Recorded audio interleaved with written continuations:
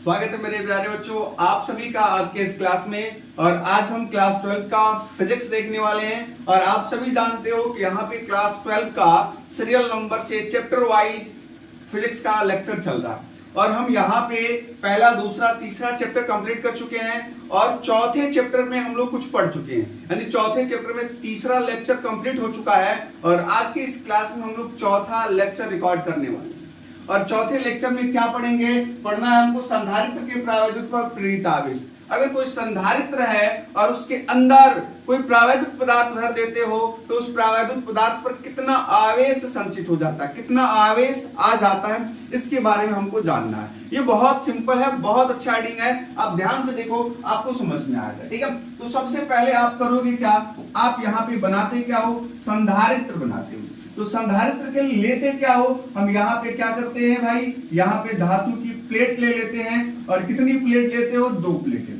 तो यहाँ पे धातु की 2 प्लेटें लेंगे। संधारित्र अगर हमको बनाना है तो यहाँ पे हम क्या करेंगे, धातु की 2 प्लेट ले लेंगे। यहाँ पे आपका एक प्लेट P हो गया, दूसरा प्लेट क्या हो गया, Q। जब ये 2 प्लेट ले लिए, ये प्लेट आपका क्या है, P नंबर हो गया, ये प्लेट क्या हो गया, Q हो गया। और इस संधारित्र के, इसको डिजाइन थोड़ा कर लोगे तो अच्छा दिखेगा।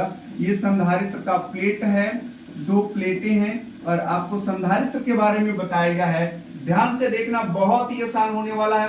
तो ये आपके संधारित्र के 2 प्लेटें हैं और आपको बताया गया संधारित्र बनाने के लिए धातु की 2 प्लेटें लेते हैं। और हम क्या करते हैं, पहले प्लेट को आवेश देते हैं। अगर इस प्लेट को प्लस Q आवेश देते हैं तो ये जो आवेश होता है इसके आंतरिक पृष्ठ पे एक समान रूप से क्या होता है, फैलेगा। क्लियर? और जैसे ही आप क्या करते हो, इसके समीप इस प्लेट को लेके आते हो तो वैद्युत प्रेरण की क्रिया शुरू होती है। और वैद्युत प्रेरण की क्रिया में क्या होता है, इसके आंतरिक पृष्ठ पे जितना इस पे प्लस है उतना ही इस पे क्या होता है, माइनस आवेश आ जाता है। तो जितना इस पे प्लस होगा, 1 2 3 4 5 6 7 8 9 10 11 12 13 14, यानी 14 इस पे क्या होगा आपका, ये क्या होगा, माइनस। तो ये 5 6 7 8 9 10 11 12 13 14, चलो तो ये 14 तक ही है। थोड़ा सा नीचे और बढ़ा ले, ठीक है, अच्छा दिखेगा थोड़ा। ठीक है, तो ये क्या होगा, ये चलो जितना है आप काउंट कर लेना, बराबर आवेश आ जाता है। और उसके बाहरी पृष्ठ उतना ही क्या होता है, प्लस। लेकिन अब संधारित्र में हम क्या करते हैं भाई, आवेश की मात्रा बढ़ानी होती है, विभव को घटाने के लिए दूसरे प्लेट को पृथ्वी से जोड़ देते हैं। तो दूसरे प्लेट को आप अगर चाहो तो किससे जोड़ दोगे, पृथ्वी से जोड़ दोगे।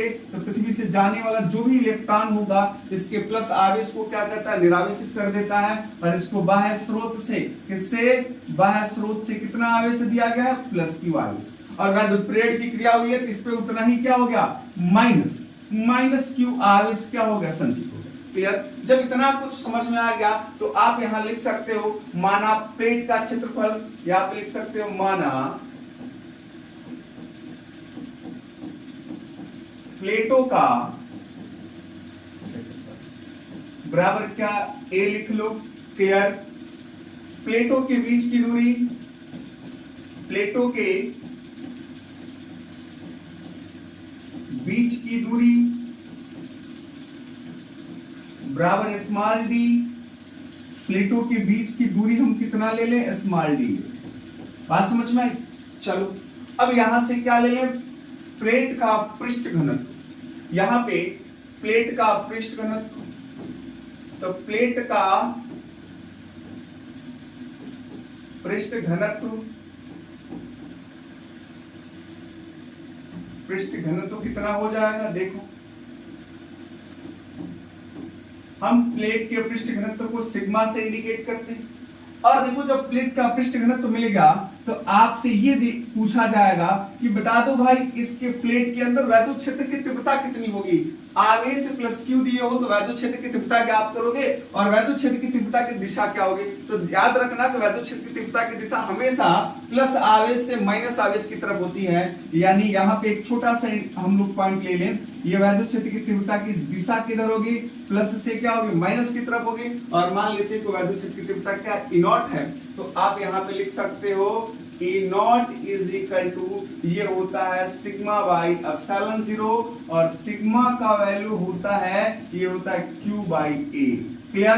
तो आप यहां पुट करोगे तो ये मिलेगा A naught is equal to q by A into epsilon 0। Clear? ये वैद्युत क्षेत्र की तीव्रता मिलेगी। कब? जब अभी प्रावैद्युत पदार्थ को नहीं रखे हो तब वैद्युत क्षेत्र की तीव्रता है। लेकिन अगर इसके अंदर किसी प्रावैद्युत पदार्थ की एक पट्टी को रख देते हो, किसी प्रावैद्युत पदार्थ की एक पट्टी को रख देते हो तो क्या क्रिया हो जाएगी? देखो, जब इसके अंदर किसी प्रावैद्युत पदार्थ की पट्टी को रखते हो, ये आपका प्रावैद्युत पदार्थ का पट्टी हो गया। ध्यान से देखना, जब प्रावैद्युत पदार्थ का पट्टी है तो इस पे भी आवेश की मात्रा संचित होती है, इस पे भी आवेश की मात्रा क्या होगी? संचित होगी। कैसे होगी? अगर ये प्लस है तो इसके सामने वाले पृष्ठ पे क्या होगा? माइनस आवेश आएगा। कितना आएगा? माइनस आवेश आएगा। और ये माइनस है तो इसके सामने वाले पृष्ठ पे क्या होगा? प्लस आवेश आएगा। लेकिन एक चीज याद रखना, ये आवेश अगर प्लेट को आवेश प्लस क्यू दिए हो तो ठीक है, तो इसके सामने वाले पृष्ठ पे जो आवेश जा रहा है इससे थोड़ा कम जाएगा, यानी Q इज ग्रेटर देन क्या लिखोगे? Q डैश, यानी ये माइनस Q डैश हो जाएगा, ये क्या होगा? Plus Q dash. Clear?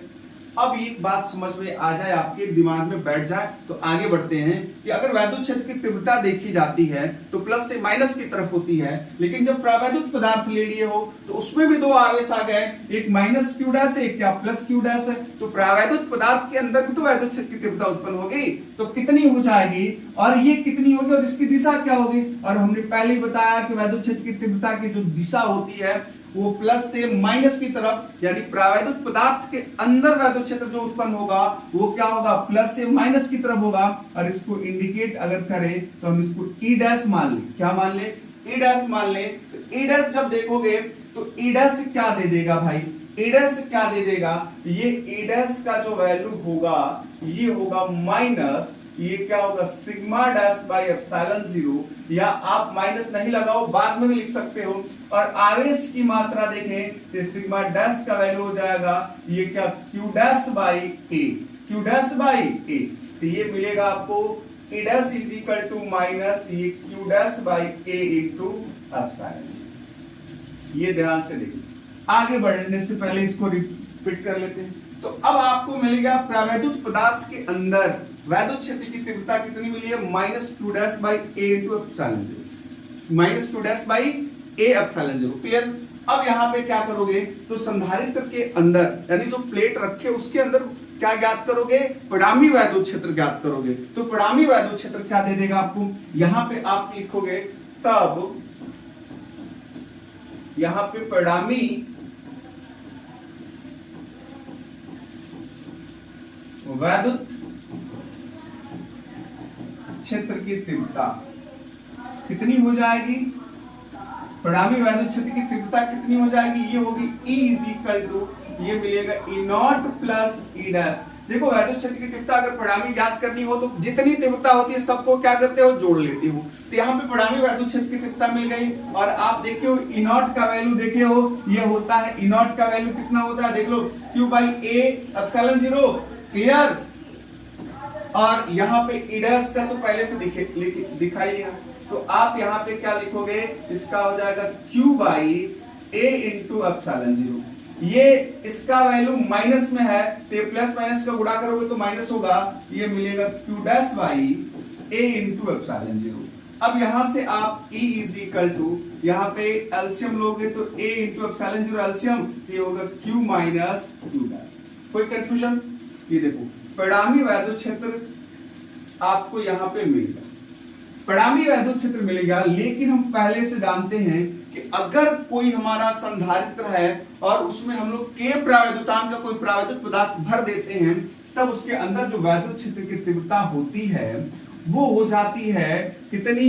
Q by के A इंटू एप्सिलॉन 0। अगर हम मानते हैं कि जो प्रावैद्युत पदार्थ की पट्टी भरे हैं उसका प्रावैद्युतांक क्या है? K है, तब उसके लिए तीव्रता इतनी होगी। लेकिन न हम लोग तो तीव्रता इतनी ज्ञात की है यानी कि दोनों तीव्रता एक दूसरे के बराबर होनी चाहिए। अगर प्रावैधुत पदार्थ की पट्टी का प्रावैधुतांक k है तो तीव्रता क्या होनी चाहिए, इतनी होनी चाहिए, और इतनी भी हो सकती है। यानी दोनों को जब कंपेयर करोगे, मिलाओगे, यानी इस E के स्थान पे ये इस E का वैल्यू क्या इतना है रखेंगे, तो इस E के स्थान पे क्या नोट करोगे, Q minus Q dash by A into epsilon 0 is equal to ये होगा Q by K A into epsilon 0। ये दोनों कट जाएगा, बचा क्या हमारे पास, Q minus Q dash is equal to Q by K। हम प्रावैधुत के पदार्थ पे यानी प्रावैधुत के पट्टी पे आवेश ज्ञात करना चाहते हैं, वो आवेश क्या है, Q डैश है, यानी Q डैश का वैल्यू फाइंड करोगे, ये माइनस इधर जाके क्या होगा प्लस, तो आप इसको याद करके लिख सकते हो, ये Q डैश और ये Q पहले से यही है और ये वाला पॉइंट इधर आया तो माइनस Q बाई K।